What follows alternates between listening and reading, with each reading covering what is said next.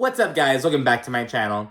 I'm here today to talk about The Real Housewives of Beverly Hills, Season 12, Episode 12, Beverly Hills Blackout. So be sure to rate, comment, subscribe, and let's jump around into it.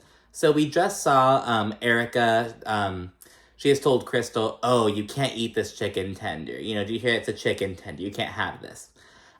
Making a clear reference to Crystal's eating disorder that she had just opened up about, like, literally just a few minutes before. So we're still kind of getting the shock value from that. Erika being like, oh, you know, I'm gonna eat this chicken tender, but Crystal can't have any.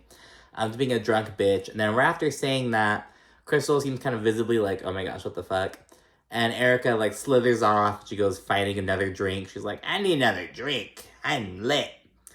So we get that, and then we see Kathy over talking to Sheree, and she's like, oh, I can't remember the last time we saw each other, and Kathy thinks that she saw that she and Sheree have met before, and Sheree's like, I think this is our first time meeting, Kathy. And Kathy's like, oh no, I never forget a face. I'm like, does Kathy think Sheree's Garcelle? Or like, but Kathy thinks she's met Sheree before, but Sheree doesn't think so. I believe, I'm more inclined to believe Sheree. The girls end up going inside, and Asher, Diana's gay fiance, he sings a song for them. And so while he's, like, prepping everything, Erika, she, like, goes on stage to, like, see his, to get a peek at the lyrics and stuff. And Asher's like, girl, get off the stage, get out. Like, he's like, girl, bitch, if you don't, like, stop trying to upstage me. Asher's singing, the girls are all impressed, they get all emotional. He sings, like, this Christmas song. Erika, from the audience, she jumps in, she starts singing along and just kind of trying to harmonize along with him. It's really annoying. Garcelle, in the confessional, she's like, I think Erika misses the spotlight, you know, it's just used to being a center of attention. But it's awkward. She won't shut up because she's just singing along in the audience. And Diana, who is right next to Erika, by the way, she seems to love Erika's antics. Diana's just all smiles, all happy. And it's like, well, what if this were Sutton? If it were Sutton trying to harmonize, I bet if Sutton were even just there snapping her fucking fingers or clapping, you know, Diana would have a problem with it. But Erika can fucking do whatever she wants, and Diana has no issue with it. Crystal in confessional says that Erika's being just way too drunk, and she's kind of being disrespectful. Then afterwards, we see Erika outside with Diana, Lisa, Rinna, and Kathy. Then Erika, she, like, profusely apologizes to Kathy for not going to Paris's wedding events, because Paris just got married, and it was, like, this whole, like, 3-day event or whatever. And Kathy, she's like, okay. But please, explain to Paris and Nikki that it's not personal. She said, I didn't want to bring that shame onto something that should have been so beautiful. At the end of the scene, Kathy, she kind of seems a little bit annoyed. Erika says, like, oh, I mended that situation. And Kathy kind of, like, doesn't really roll her eye, but she's kind of like, okay. You know what I mean? Like just a step up before rolling your eyes, you know? Kathy winds up going inside, and she links up with Kyle, Crystal, Garcelle, and Sheree. When I was hanging out, Kathy rolls up, and someone asked, I think it was Garcelle. Garcelle asked, like, oh, how's Erika doing? And Kathy says that she's getting out of control. Kathy verbatim says that. And then Garcelle, she fills in Kathy, and she's like, oh, girl, did you hear that, that Erika told my 14-year-old son to fuck off? And just kind of filling her in, because Kathy wasn't at Garcelle's birthday party. And then Kathy's kind of holding Erika accountable, you know, she's like, yeah, you know, you can't just get that drunk where you get out of control. Like, Kathy's really, like, expressing that. But Kyle jumps in making excuses for Erika. She's like, oh, well, you know, I think we have to kind of cut her some slack, what she's going through. Then Garcelle jumps in, she's like, you can cut her some slack. I don't have to cut her any slack. And it's like, okay, you know, we're seeing that the tension between, because again, Kathy and Garcelle are both holding Erika accountable. But Kyle, again, she's just like, oh, let's cut her some slack, you know, give her some leeway on her same defensive shit again. And then we quickly see Rinna, it kind of does a quick cutaway to Rinna, and she's telling Erika to put her drink down. So we see Rinna kind of starting to get on Erika now. Because we haven't really seen a lot of Rinna in the past few episodes. Pretty much since Lois died, Rinna hasn't really been on as much. You know, there's one episode where she straight up wasn't on at all. And she had COVID, so she hasn't really been as present as usual. So we're seeing Rinna kind of her stance on Erika's drinking, and while speaking with Diana and Rinna, Erika, she says, "Oh, Lisa's daughter, Amelia, she really inspired me to take care of my mental health because Amelia opened up about her issues and everything." Erika says that she's on Lexapro and she's on something else. I didn't remember she's on at least 2 medications. She says she's on Lexapro, something else that she name dropped, and some other stuff. That's what she said verbatim. I don't remember the other thing that she mentioned, but she had Lexapro, some other name brand shit, and some other stuff. And she's drinking on top of that. And she's like, but I'm okay.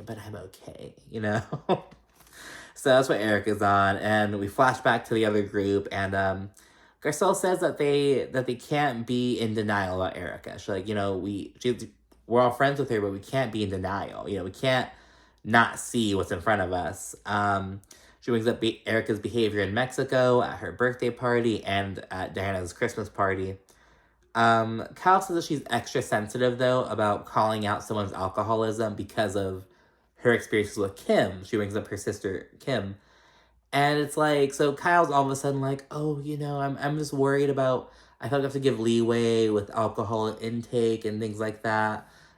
As if she didn't fucking call out Kim on national TV for being an alcoholic out of spite and out of anger. Not even in like an intervention kind of way. It was like oh bitch, you're pissing me off. You're an alcoholic. Now everyone knows. And it's like, Kyle, we remember that. That was like 11 years ago, but we remember it, honey. It's like, girl, shut up. Stop it. You are a liar and sick and an alcoholic. Stop it. Stop. Okay? You are an alcoholic.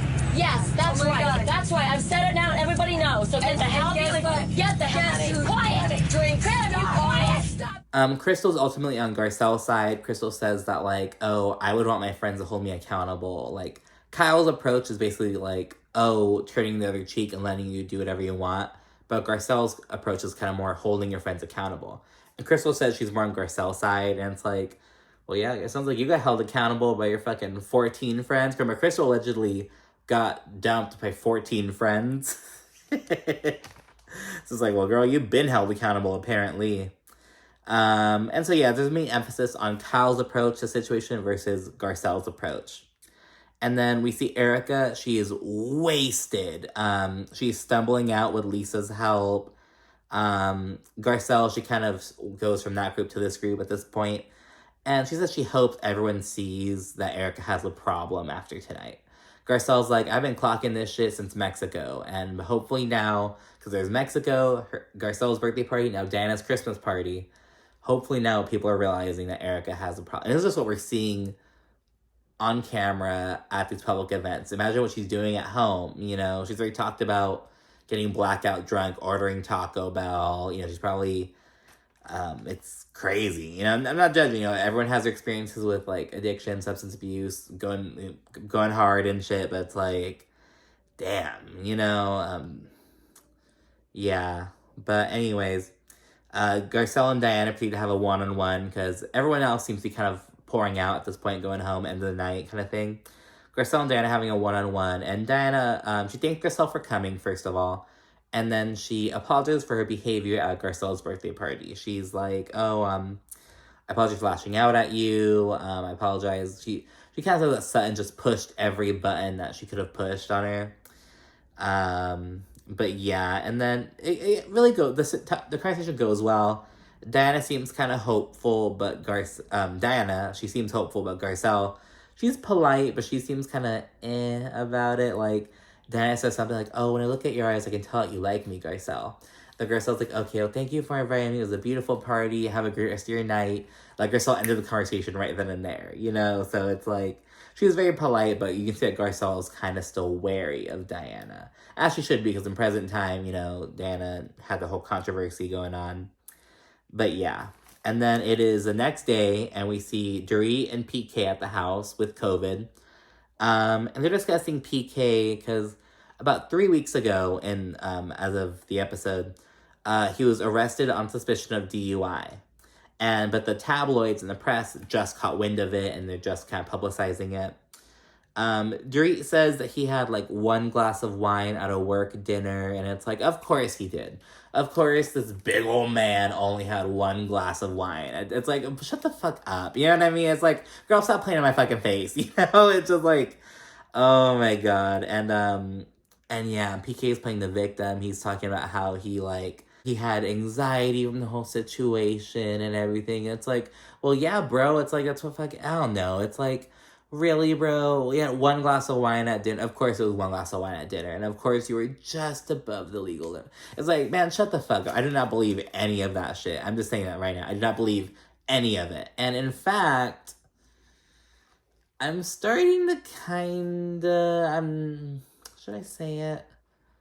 I don't know. I'm starting to also kind of side-eye the whole robbery thing now. The more I kind of think about it, the more I'm like, I don't know, but whatever. Anyways, but we're focusing on the DUI thing. But yeah, it's just excuses on excuses. And Dorit kind of calls him out, because PK's just being a big fat-ass baby right now. PK ultimately told Dorit, like, a partial story, only so she could pick up his car. Because, essentially, PK made it sound as though he, like, just got a ticket, just got stopped. But he, like, got arrested on suspicion of DUI. And he only really told her the story because she had to go pick up his car. And he's like, yes, that's the only reason I told you. And I'm owning that I only told you. He's basically like, yeah, you know, I would have lied to you otherwise, but I'm being honest now, so I should get something for that, right? Like, I don't know. I just didn't like that shit. He's just being a child, kind of. I don't know. Dorit's kind of makes excuses for him later on. Dorit's kind of like, you know, if PK was really casual and cavalier about it, I would be upset. But he seems greatly affected by it. I can tell. It's like, girl, I can't fucking tell for shit. PK didn't seem to give a fuck about that. I don't know. I just didn't really. It was like, it sounded too convenient. It's like, of course it was one glass of wine at a work dinner. And you're just a hair above the legal limit. And it's like, no, I don't believe that shit for 1 second. Like, I don't know. What do you guys think about that? It just doesn't make sense to me. It's like, damn, I don't know, man. But yeah, that's what's going on there. And then we segue over to Erika. She's having a meeting with her publicist, creative director, and assistant at her house regarding Pretty Mess hair. And Rinna ultimately arrives as well. And then Erika, she kind of reflects in the confessional about how she used to have it all and then it got taken from her, but she's determined to work her way back up to where she was. She says she's in hair because she knows all about it. She's been wearing all different types of hair types, different styles for well over a decade. So she says that her experience with wearing the hair has kind of given her an insight on the business as a whole, essentially. So she's doing that, and then it's just Erika, Mikey, who's her creative director, and I'm like, why the fuck does she have a creative director? But it's them and Rinna, and they're discussing her drinking at Diana's Christmas party. Erika says that afterwards, when she was home, she hit her head and threw up that night, and all this shit, and Rinna and Mikey kind of hold Erika accountable. Rinna says that she's also kind of empathetic about it because she kind of says, she again brings up her sister she had an older sister who died when Rinna was like 6 years old. Her sister like OD'd on something. So Rinna kind of shows that's why she's so concerned about it. And again, we haven't really had a chance to see Rinna's input on the situation yet. Well, I guess she was kind of excusing the behavior earlier, but I don't know. Now she's kind of seeing that it's an issue. First, it was Garcelle and Sutton, but Garcelle is the one who's really vocal about it. And now Rinna is starting to say something as well. And Erika ultimately thanks Rinna for checking her. She's like, thank you for expressing this. You know, I know I have to slow down. Lisa says something about how if you're on antidepressants and you're drinking, each drink is like 5 times stronger. And I'm like, holy shit, because that's scary. Because, like, I know that you're supposed to drink antidepressants, but it's like, but just hearing that, I was like, holy crap. Because I know for me, it's like, once I start drinking, I keep drinking. Like, I have an addictive personality. So it's like, oh my gosh, it'd be you gotta be careful with that shit, you know? But yeah, so we get some knowledge on that. We see a quick Xmas montage. Crystal says that her Christmas was a bit smaller than usual because of COVID. She also shared that her family, they celebrate on Christmas Eve, which is what my mom's side does as well. We celebrate on Christmas Eve. So my parents, they've been divorced since I was 5. So what we always done is like my mom's side, Christmas Eve, and my dad's side, Christmas Day. So it's perfect. So I like that. This was Rinna's first Christmas without Lois, and so she's going through that. And Sutton, she had COVID on Christmas. She was alone, and now same. Like I had Christmas 2021, I had COVID. I spent Christmas watching Girl Interrupted, all just on the couch with COVID. And yeah, and then we see Garcelle and Sutton. They link up at Garcelle's place. Sutton asks Garcelle about Diana's house, and it was kind of funny. She's like, how was her house? Like, she didn't ask about the party, she asked about Diana's house, you know? And then Garcelle tells Sutton about Erika's drinking, and she said they should probably tell her something. Sutton's like, girl, you're on your own with this, because Erika says that she would get her face eaten off. She's like, I can't tell Erika shit. You know, we're in a good place now, I'm keeping it that way. So, I respect Summer saying it's like, girl, I agree with you, but I cannot say shit. So, which I agree. Sutton probably should stay out of this one. You know, sit this one out. Let's let Garcelle and Rinna take this one, you know. Sutton then says that being alone on Christmas kind of made her want to find a partner. She said she had wound up calling hella exes to keep herself, like, company while she had COVID. That was kind of funny. And then we get out of that scene, then we see Sutton in a solo scene. She's getting ready for a date with the help of her assistant, Joshua, I believe. Sutton wants a tall man who has a job and who's educated, and she doesn't like guys in hoodies. She doesn't like guys with ponytails, and she doesn't like guys in unmarked white vans. That's that's what she says. And then we see Dorit and Kyle. They're linking up at Kyle's place real quickly. Dorit says that she's super annoyed about the whole tabloid situation with PK, because she's like, I already had to deal with PK telling me this shit like 3 weeks ago, and now I have to deal with everyone asking me about it. She's like, people are blowing up her phone, like hitting her up and all this shit. She's like, oh my god. She's kind of annoyed with all that. And then Kyle says she's butthurt because PK told Mauricio about the whole situation, but Mauricio didn't tell Kyle. And so Kyle's like, what the fuck, man? But nothing much there. Oh my god. And then Kyle's just kind of talking about like how, oh, I'm so glad that the younger generation is more like, they'll take Uber and Lyft and shit like that. And Kyle also says like, oh, I have to find my friends, so I always make sure all my daughters are home at the end of the night. And Dorit's all wet over this. Like, Kyle's like, oh yeah, I check my daughters on there, find my friends. And Dorit's like, oh, do they know that you do that? And Kyle's like, yeah, they check me too, you know? And Dorit, she's like, oh my god, Kyle, you have the most beautiful relationship with your daughter. It's like, bitch, she's using an app. Like, she's using an app that every iPhone comes with. I don't know. I was like, Dorit, shut the fuck up. It's like, I already mentioned that I really like Dorit in my last episode. Which I don't know if you guys, I don't know. People seem kind of like, okay, like, but I don't know. But it's kind of like, I was like, Dorit, shut up. But anyways, then we see Sutton. She's on a date with Sanjit. It's date number 2. And remember, he's the guy who the girls called on Bumble a few episodes back. Sutton rolls up to his date wearing a fucking cat sweater. And it's like, okay, Sutton. It was like, someone on Twitter was like, why do we all stand this neurotic white woman who's wearing a fucking cat sweater? It was just like, we love Sutton.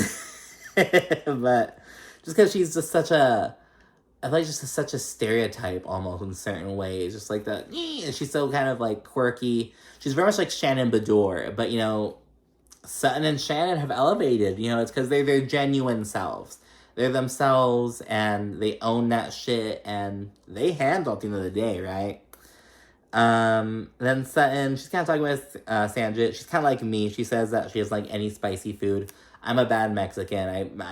My tolerance for spice is very low. And Sutton, she says she likes Indian food, but not spicy. And it's like, well, bitch, what do you eat? Like what kind of Indian, like, girl, it sounded like an oxymoron, you know what I mean? Then we have a funny moment of Sutton. So the camera, like, zooms in on her feet under the table. And I thought she was, like, playing footsie with him at first. I was like, what the fuck? Like, what? And it turns out Sutton was, like, scratching her, like, leg, like, her ankle area. And so she's like, I'm itchy because I have neuropathy. It was just like, girl, like, oh my God. It was just so funny. And so just like, oh, yeah, I get it. She's like, yeah, I have neuropathy, so it just kind of bugs me sometimes. Well, I love the music scene out here. I just saw the Go-Go's were playing at the Whiskey. My foot is itching because I have neuropathy. It's gonna bother me. Yeah. It's a thing that I have, but it's bothering me right now. Sutton says she wants a boyfriend, someone to put up with her, someone to handle her. But yeah, and Sanjit, he appears to be hesitant to commit to date number 3, but that could just be editing. He and her seem to have a good time. They have plenty to talk about. Sutton says that they have they have similar music tastes, they talk about books, they like college football. He was on Jeopardy, so they have a lot to talk about. But yeah, so I feel like the editing kind of made it. I feel like that was editing, but I hope they continue dating. I guess we'll find out at the reunion. I'm sure someone will ask about it. And then the last scene is Garcelle and Erika. They're waking up at a restaurant. Garcelle, she orders a tequila, and Erika, she tries ordering a chamomile tea at first. I'm gonna give her that. The bitch tried ordering a tea at first, but then the waitress said, oh, we don't have any hot drinks up in this area. Because they're like on like the roof, and she's like, oh, we don't have hot drinks up here. And Erika, she winds up ordering, she's like, because the waitress is like, oh, we don't have any hot drinks up here, but, you know, I could offer you, like, kind of like thinking of alternatives to offer. And Erika, she winds up being like, oh, what kind of cognac do you have? And I'm not gonna lie, I've been in that situation before. I've been out before, and I'm like, oh, can I just get, like, a fruit punch or something? Or, like, and they won't have that, and it's like, all right, well, fuck it, give me a shot of vodka and a chaser of Coke on the side. That's why I don't like mixed drinks, because I just like taking a shot and chasing it. I don't like drinking soda unless I'm like drinking it with alcohol, if that makes sense. Except Sprite. I'll fuck up a McDonald's Sprite. But yeah, and then Garcelle, she brings up Erika being tipsy at the last few times she's seen her. And Erika interrupts. She's like, oh no, I was more than tipsy. I was blackout drunk. And she's kind of trying to take accountability right off the bat. She's trying to own it. Erika says, she's like, oh, it's because of my meds. I just want to have fun. And she talks about how she's struggling and she's under a lot of pressure right now.